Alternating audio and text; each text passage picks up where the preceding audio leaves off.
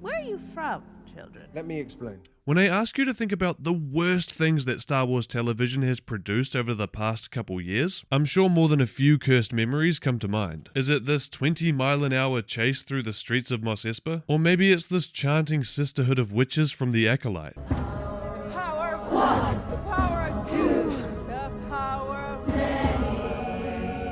And for some, it could have been this episode of The Mandalorian that didn't go down too well. But what is it that all the cringiest moments in canon have in common? Well, they're all from the third episode of their respective shows. Skeleton Crew Episode 3 is out now, and it's done something that Star Wars television hasn't been able to do in years, by shaking off the dreaded and very real curse of the third episode. Welcome back to Star Wars Sublight, where we come on out of hyperspace to explore the finer details of that galaxy far, far away. What's interesting about episode 3 of Skeleton Crew, titled Very Interesting as an Astrogation Problem, is that it seems to be the best rated episode so far. But what is it about the third episode of a season that makes it such a trap for storytellers in the Disney era of Star Wars storytelling? I think it has something to do with pacing, as well as the release schedule that Disney Plus has all of these Star Wars shows on. Most of them have dropped with more than one episode as part of their premiere. Obi-Wan Kenobi kicked off with 2 episodes in 2022. Ahsoka had a 2-episode premiere in 2023. The Acolyte dropped 2 episodes in June, and Skeleton Crew just came off its 2-episode premiere in December of 2024. These first couple episodes do a lot of the heavy lifting in terms of drawing viewers in. They're supposed to be a hook. We should learn what each series is really about and start guessing what lies ahead. Whereas episode 3 is typically a chance for viewers to settle in and catch your breath. This is where we learn more about character motivations and fill in any details that will be important going forward.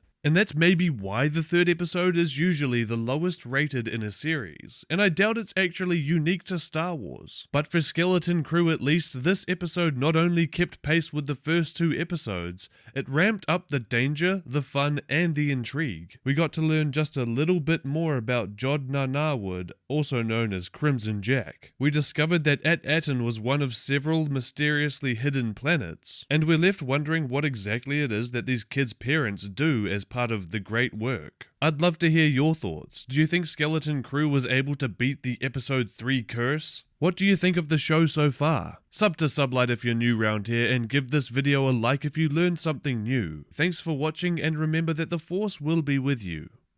Always.